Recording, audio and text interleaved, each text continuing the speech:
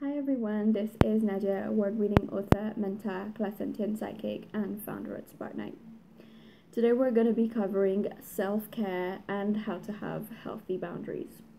Now this is a topic that I've wanted to discuss for probably a couple of years, and I seem to write so much on my blog about it, but I never really get time to shoot a video on YouTube.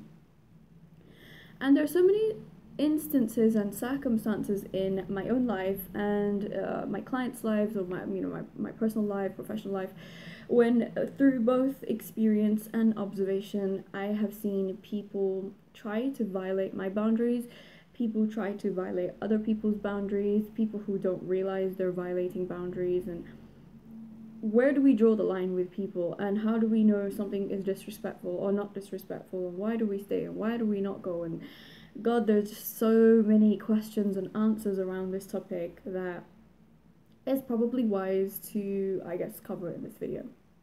So the topic of self-care is quite intense and deep, and a lot of people think self-care is putting on a face mask, yes, including you men as well, putting a face mask on, or, just having a lie-in, just taking care of yourself. And self-care goes so much deeper than that. Self-care, to me, if somebody asked me, is really about how you let people treat you and how you treat people as well. And I'm not saying sitting on this video that I'm a perfect person or I expect people to be perfect. We're all human. Mistakes are part of the learning curve, and sometimes, honestly, we have to be cruel to be kind. It may look like cruelty on the other person's part, but for you, it's an element of self-preservation. Now, I had a really interesting meeting with somebody last week. It was super, super, super, super hot in London. I just got back to London and I was just like, my goodness, it's just so hot, it's just crazy. And I was sitting in front of this lady, and I was supposed to go to an event of hers, and the event got cancelled. And it was also about self-care, so we just decided to meet up for a nice drink and just decided to sit and talk about self-care and stuff. And one of the things she said that really hit me was self-preservation and self-protection. Now, typically, most people come from dysfunctional, from toxic and abusive backgrounds, and we have not been schooled or educated by our parents who are not conscious, basically, of what is acceptable and what is not acceptable and what is the reason. Chances are that if you grew up around abuse, you grew up around toxicity, you grew up around neglect, dysfunction, chronic caretaking, you have all those patterns that grow with you over time, and then you manifest them in your romantic relationships, your friendships, even the way, I guess, you deal with your family, if you choose to be on that tangent or not. So self-care is very much, what do we do to preserve ourselves? So I want you to think of yourself as a beautiful flower. I'm not just speaking this to women. I think, and men might find this a bit weird, like, why would I consider myself a flower? So if there are any gentlemen watching this, think of something that's really close to your heart, and you really want to preserve it, and it's just so beautiful, and you don't want anything to happen to it, and that should be your esteem and your boundaries. And building up your esteem and your boundaries takes time. It also takes work. It takes the inner work. You have to sit with yourself. Sadly, we live in a society that's running 120 miles an hour because that's how the elite have programmed technology to make people more of a machine and a robot, a cyborg human, instead of the original human that runs at their own pace. Now, what happens is when you end up with too busy of a cycle or too busy of a life, sadly, we live in a society that glorifies workaholism. It glorifies someone sleeping for 4 hours a night. It glorifies somebody never taking any days off, as though being a machine is something to be lauded, and any type of human downtime or rest is seen as weak. A lot of people in the entrepreneurial circles or entrepreneurial life struggle with this. I used to struggle with it many years ago, where thankfully I'm not a workaholic anymore, and I did learn better. I managed to achieve a lot in a very short space of time, but I very much was a workaholic because I didn't know how much of my emotions I wasn't facing and how many things I was completely unaware of too, like completely disorganized, discognizant, just not aware of who I was as a person. And most of us in society are behaving and operating that way.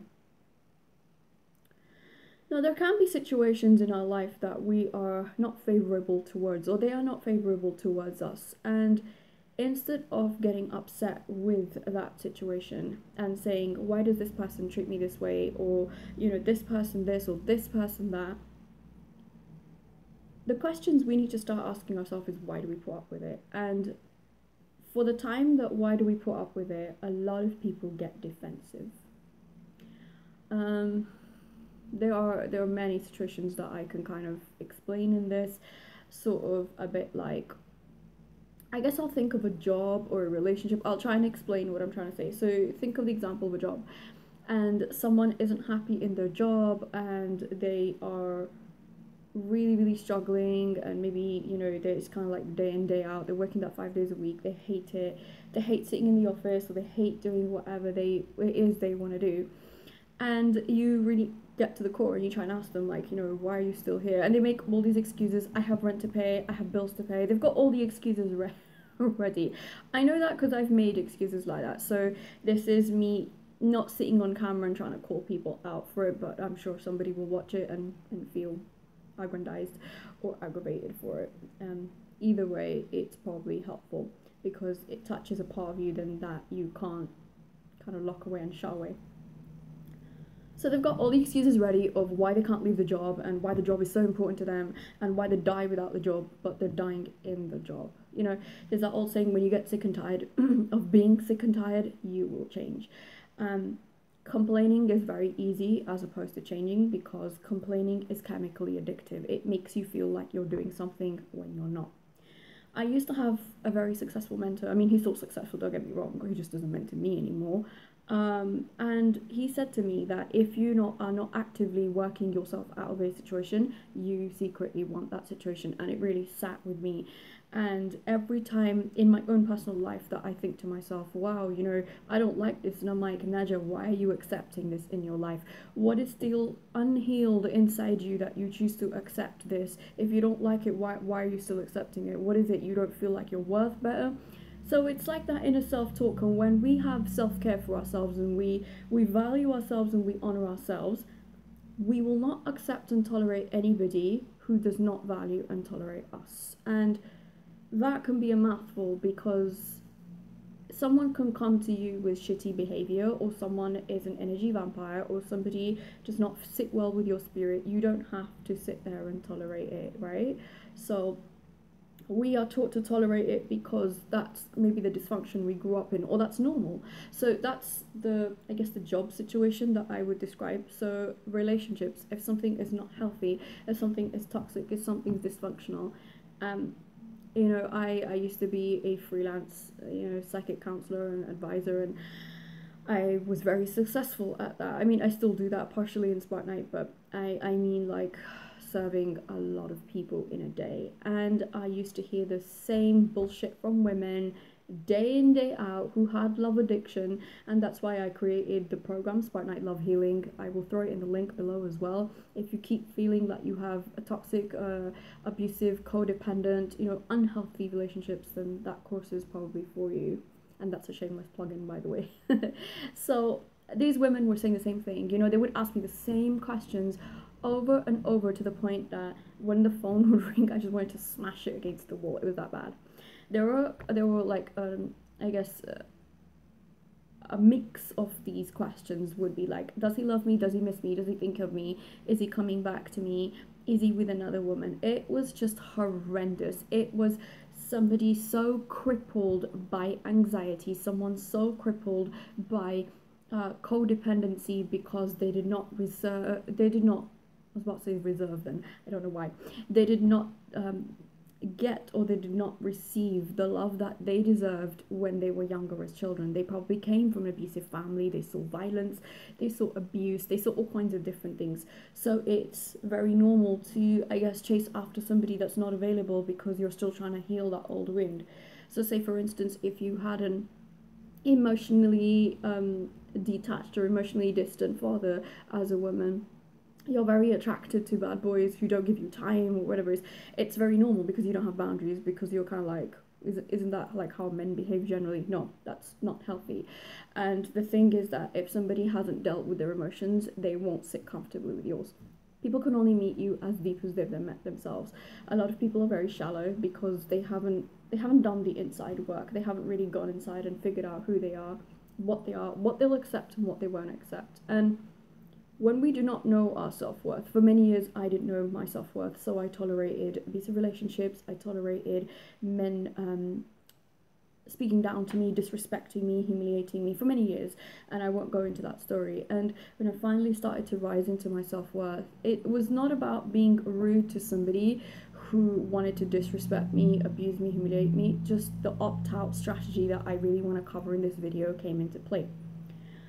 So about 3.5 years ago, I still remember, I met a guy that I was very good friends with, and we just sat and talked one day, and I remember going on some like dramatic tangent about somebody, and he was just like, oh my goodness, and he stopped me halfway, and he's like, why don't you just apply the opt-out strategy? And I said, what's opt-out? I've never heard of this. And most people have never heard of this because, again, we come from that trauma-based background or dysfunctional-based background, that there's constantly something going on in the picture. He said opt-out means that if you don't like something, you just leave it. And I was just absolutely shocked. I was like, you can actually leave something if you don't like it. You don't have to like struggle to fight for it. And it kind of sounds so pathetic, me saying that now. But there's so many people that don't realize that the opt-out strategy is truly the best one. If something isn't in alignment with you, you don't have to fight with it, you don't have to do anything, you just have to know that you deserve better. And if you've been abused when you were younger, or if you have been mistreated or neglected, you just think, that's what I'm worth. I'm worth nothing. And it goes down to worth. When you start to pick up and heal your self-worth, a lot of people that did profit from you not having boundaries will be very upset. When you draw the line and through your actions you let them know that you won't be tolerating that anymore, it aggravates them, it annoys them. They start to think, well, this person's rude, or this person cut me off, or this, but no, it's just, you crossed the boundary, and we're not going into what happened, why happened, nothing. You just crossed the boundary, period. And you know, this, like I said, I go back to that beautiful flower analogy. It's the self-preservation. And in entrepreneurship, if you do not preserve your energy and your time, even if somebody is not a business owner watching this, you have a duty and a responsibility towards yourself to have that level of self-preservation, to honor yourself, to respect yourself. Lots of people just want to push. I see a lot of women trying to do life and trying to do business like men. Who cares? I'm tired and I'm running on 3 hours sleep. I'll just push through. Why are you hurting yourself? Why are you harming yourself? One of my friends asked me the other day, and he was just like, oh, I want to send you, I think it was like a gift card for Starbucks or something. And I just said, you know, I don't drink coffee. And, you know, a lot of people are surprised to find out that I used to be the young woman that could knock back five lattes in a day, or macchiatos. And I don't drink coffee anymore. And people are often very surprised. And they're like, why? Why don't you drink coffee? They look at me like there's something wrong with me. And I'm like, because coffee disrespects my body. It makes my heart pound. It makes me feel nauseous. It makes me go dizzy and out of control and manic. And I don't want to be manic. I want to be calm, and I want to be stable. For so many years, I never had stability. I never had calmness. I never had the peace in my life. I have peace, and I will be very ruthless and violent in taking anything out that disturbs my peace. And most people are saying yes to people, but they're saying no to themselves, or yourself, however you want to look at it. And self-care and boundaries go hand in hand, because if you have shoddy boundaries and you don't respect yourself, then you have an open invitation for people to disrespect you. And when someone gets comfortable disrespecting you, the levels of disrespect will just go higher and deeper. That's the thing. So you have to draw a line in the sand for yourself and say, this is not healthy, and I won't be putting up with this, and I'm not tolerating this anymore. And that's okay. A lot of people will be, you know, pissed off with it, upset with it, call you names, say horrible things about you. That's fine. You know, it's a small price to pay. It's a very, very small price to pay for you preserving your character and preserving your sanity and your peace. Because true self-care, like I said at the start of this video, is not just putting on a face mask and resting with cucumbers on your eyes. It's about saying, this is me, this is self-preservation. What am I doing? And where am I leaking my energy and my time that I'm not supposed to be doing this? One of the prime ways that I look at people leak their time is social media. They sit all day and argue with people on platforms such as Facebook, such as Instagram, and they're looking at celebrity gossip and whose ass gained 3 inches. I'm like, wow, how do you have time for this? And they have time because they like drama. People love drama because of the intensity, because they mistake drama for intimacy, and I actually cover that in the course. And as much as that course may just look like for ladies, it's very beneficial for men as well, who also came from toxic, abusive, neglectful, dysfunctional households, who did not have proper caregivers, because there are a lot of men who have been damaged by unfeminine mothers. Majority of women of today are not feminine. They're very aggressive, they're masculine, they want to have one up on everyone, and that's a whole another topic that this video in itself doesn't cover, but I will cover it at some point. And what's the masculinization of women and the femininization of men, and what's happened and what you can do to preserve your own sanity in a world that's desperate to take away that and your humanity away from you. Every time you are in a place and you are in a situation where you feel that this is stepping over my boundary, this is whatever it is, if it's necessary, you can voice your concern or voice your opinion and say, look, I feel disrespected, and sometimes people don't even realize that they're doing that, and that's okay, you can point it out. If you feel and you observe people's patterns and you think, wow, this person's just, leave them. If they're crazy, just leave them. And I don't mean any good type of crazy.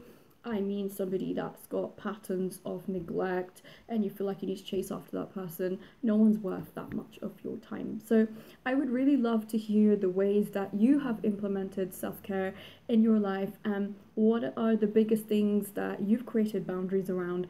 And yeah, I would love not only to hear that, but what are the things that you've actually taken out of your life. Like, comment, share, subscribe. Thank you so much for watching today. If you have any questions, please drop them in the comment box below, or you can email us directly at support@thespartanite.com. Take care. I hope you have a good day ahead.